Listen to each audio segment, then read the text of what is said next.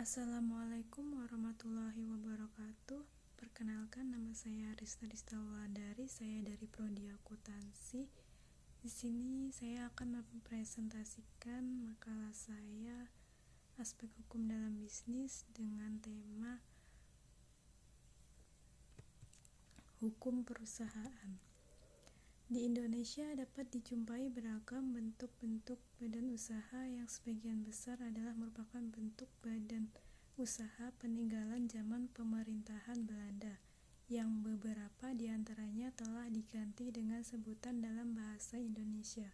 Namun, demikian masih ada sebagian yang masih menggunakan nama aslinya.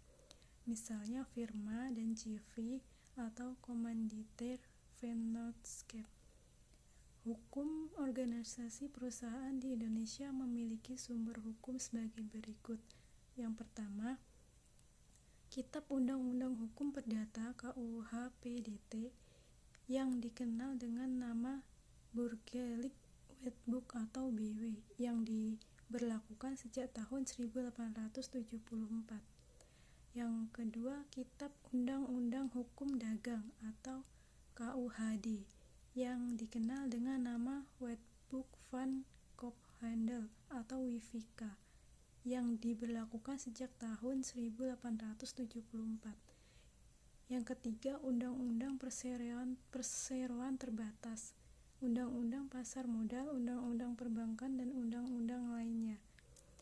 Peraturan perundang-undangan yang diterbitkan dalam berbagai bentuk peraturan, misalnya peraturan pemerintah, peraturan presiden, keputusan menteri, dan sebagainya. Ketiga, kebiasaan dan jurisprudensi. Keempat, pendapat para ahli hukum. Yang selanjutnya, badan usaha yang berbadan hukum. Yang pertama, PT atau perseroan terbatas. Untuk memberikan landasan hukum bagi pelaku usaha di Indonesia agar terjamin kepastian baik dalam proses pembentukan perseroan, status badan hukum, penyelenggaraan perseroan, maka pada tanggal 16 Agustus 2007 telah diberlakukan Undang-Undang Perseroan Terbatas yang baru, yaitu Undang-Undang Nomor 40 Tahun 2007 tentang Perseroan Terbatas. Dengan berlakunya undang-undang ini, maka Undang-Undang Nomor 1 Tahun 1995 tentang perseroan terbatas dinyatakan dicabut dan tidak berlaku lagi. Dalam Undang-Undang PT ini ditegaskan bahwa perseroan adalah badan hukum yang merupakan persekutuan modal, didirikan berdasarkan perjanjian melakukan kegiatan usaha dengan modal dasar yang seluruhnya terbagi dalam saham, dan memenuhi persyaratan yang ditetapkan dalam undang-undang ini dan peraturan pelaksanaannya. PT merupakan subjek hukum yang mandiri, yang eksistensinya tidak bergantung kepada keberadaan pemegang saham. Direksi dan komisaris, pengertian terbatas harus diartikan bahwa pertanggungjawaban pemegang saham terbatas kepada saham yang dimilikinya. Pasal 3 ayat 2 Undang-Undang Nomor 40 Tahun 2007 tentang perseroan terbatas disebutkan bahwa pemegang saham dapat dibebani pertanggungjawaban secara pribadi, yaitu dalam hal sebagai berikut. Yang pertama, persyaratan perseroan sebagai badan hukum belum atau tidak dipenuhi. Yang kedua, pemegang saham yang bersangkutan baik langsung maupun tidak langsung dengan itikat buruk memanfaatkan perseroan untuk kepentingan pribadi. Yang ketiga, pemegang saham yang bersangkutan terlibat dalam perbuatan melawan hukum yang dilakukan oleh perseroan. Yang keempat, pemegang saham yang bersangkutan baik langsung maupun tidak langsung secara melawan hukum menggunakan kekayaan perseroan yang mengakibatkan perseroan menjadi tidak cukup untuk melunasi hutang perseroan. Prosedur pendirian PT adalah sebagai berikut. Membuat akta pendirian pada notaris, meminta pengesahan kepada Menteri Kehakiman, pendaftaran, dan yang terakhir adalah pengumuman. Akta pendirian perseroan yang telah disahkan dan akta perubahan anggaran dasar yang telah disetujui dan atau diberitahukan kepada Menteri dicatat dalam daftar perseroan dan diumumkan dalam tambahan Berita Negara Republik Indonesia dilakukan oleh Menteri. Untuk memperoleh keputusan Menteri mengenai pengesahan Badan Hukum Perseroan, maka pendiri bersama-sama mengajukan permohonan melalui Jasa Teknologi Informasi Sistem Administrasi Badan Hukum secara elektronik dengan mengisi format isian. Dalam hal pendiri hanya dapat memberikan kuasa kepada notaris.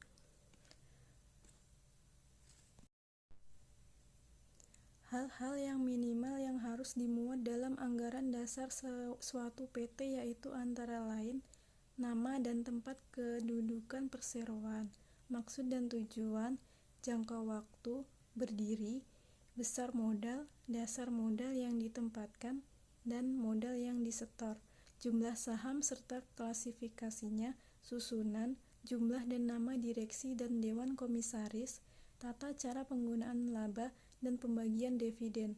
Undang-Undang PT mengatur mengenai larangan dalam penggunaan nama perseroan yang pertama, telah dipakai secara sah oleh perseroan yang lain atau sama dengan pokoknya dengan nama perseroan lain.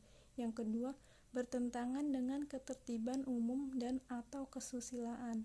Yang ketiga, sama atau mirip dengan nama lembaga negara, lembaga pemerintahan, atau lembaga internasional, kecuali mendapat izin dari yang bersangkutan. Yang keempat, tidak sesuai dengan maksud dan tujuan, serta kegiatan usaha atau menunjukkan maksud dan tujuan perseroan saja tanpa nama diri. Yang kelima, terdiri atas angka atau rangkaian angka, rangkaian huruf yang tidak membentuk kata, atau yang terakhir, mempunyai arti sebagai perseroan, badan hukum, atau persekutuan perdata.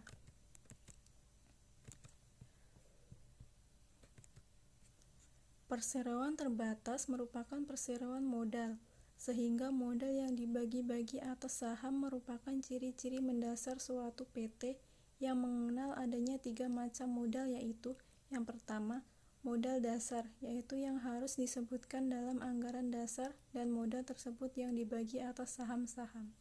Yang kedua, modal ditempatkan, yaitu modal yang dijanjikan. Pada waktu pendirian minimal 25% modal dasar telah ditempatkan. Yang terakhir, modal yang disetor. Undang-Undang PT mengatur syarat minimal modal dasar untuk mendirikan PT yaitu sebesar 50 juta. Penambahan modal perseroan dilakukan berdasarkan persetujuan RUPS. Seluruh saham yang dikeluarkan untuk menambahkan modal harus terlebih dahulu ditawarkan kepada setiap pemegang saham seimbang dengan kepemilikan saham yang sama, kecuali apabila pengeluaran saham ditunjukkan kepada karyawan perseroan, ditujukan kepada pemegang obligasi atau efek lain yang dapat dikonversikan menjadi saham yang lebih dikeluarkan dengan persetujuan RUPS, dilakukan dalam rangka reorganisasi dan restrukturisasi yang telah disetujui oleh RUPS. Saham dalam suatu perseroan dapat memberikan hak kepada pemiliknya untuk yang pertama, menghadiri dan mengeluarkan suara dalam RUPS, menerima pembayaran dividen dan sisa kekayaan hasil likuidasi, menjalankan hak lainnya berdasarkan Undang-Undang Perseroan Terbatas. Dalam anggaran dasar dapat diatur persyaratan mengenai pemindahan hak atas saham, yaitu yang pertama, keharusan menawarkan terlebih dahulu kepada pemegang saham dengan klasifikasi tertentu atau pemegang saham lainnya. Keharusan mendapatkan persetujuan terlebih dahulu dan organ perseroan. Yang ketiga, keharusan mendapatkan persetujuan terlebih dahulu dari instansi yang berwenang sesuai dengan ketentuan peraturan perundang-undangan. Persyaratan tersebut di atas tidak berlaku dalam hal pemindahan hak atas saham disebabkan peralihan hak karena hukum. Yang dimaksud dengan peralihan hak karena hukum antara lain peralihan hak karena kewarisan atau peralihan hak sebagai akibat penggabungan, peleburan, atau pemisahan. Undang-Undang PT secara tegas juga mengatur mengenai perlindungan hukum bagi pemegang saham minoritas. Ketentuan yang mengatur diberikannya perlindungan terhadap pemegang saham minoritas tersebut antara lain: yang pertama, setiap pemegang saham berhak mengajukan gugatan terhadap perseroan ke pengadilan negeri apabila dirugikan karena tindakan perseroan yang dianggap tidak adil dan tanpa alasan wajar sebagai akibat keputusan RUPS direksi atau komisaris. Yang kedua, setiap pemegang saham berhak meminta kepada perseroan agar sahamnya dibeli dengan harga yang wajar apabila yang bersangkutan tidak menyetujui tindakan perseroan yang merugikan pemegang atau perseroan berupa: yang pertama, perubahan anggaran dasar; yang kedua, pengalihan atau penjaminan kekayaan perseroan yang mempunyai nilai lebih dari 50% kekayaan bersih perseroan; yang ketiga, penggabungan, peleburan, pengambil alihan atau pemisahan. Hak derivatif yaitu hak pemegang saham minoritas atau untuk mewakili PT dalam melakukan tindakan tertentu, yaitu yang pertama, hak untuk mengajukan gugatan terhadap perseroan ke pengadilan negeri apabila dirugikan karena tindakan perseroan yang dianggap tidak adil dan tanpa alasan wajar sebagai akibat keputusan RUPS, direksi, atau dewan komisaris. Yang kedua, hak untuk meminta kepada perseroan agar sahamnya dibeli dengan harga yang wajar apabila yang bersangkutan tidak menyetujui tindakan perseroan yang merugikan pemegang saham atau perseroan berupa perubahan anggaran dasar, pengalihan atau peminjaman kekayaan perseroan yang mempunyai nilai lebih dari 50% kekayaan bersih perseroan, penggabungan, peleburan, pengambil alihan atau pemisahan. Hak untuk meminta penyelenggaraan RUPS, hak untuk meminta pemeriksaan terhadap perseroan, hak untuk mengajukan usul pembubaran PT kepada pengadilan negeri. Dalam Undang-Undang PT tersebut diatur pula bahwa hak derivatif dimaksud diberikan kepada satu orang pemegang saham atau lebih yang bersama-sama mewakili minimal 1 atau 10 bagian dari jumlah seluruh saham dengan hak suara yang sah. Selanjutnya, direksi adalah organ perseroan yang bertanggung jawab penuh atas pengurusan perseroan untuk kepentingan dan tujuan perseroan serta mewakili perseroan baik di dalam maupun di luar pengadilan, sesuai dengan ketentuan anggaran dasar. Kewenangan yang ada pada direksi suatu perseroan didasarkan kepada prinsip fiduciary duties, yaitu prinsip yang lahir karena tugas dan kedudukan yang dipercayakan kepadanya oleh perseroan. Perbuatan direksi dalam rangka prinsip fiduciary duties akan mengikat perseroan dan tidak mengikat direksi secara pribadi. Akan tetapi, direksi bertanggung jawab penuh secara pribadi.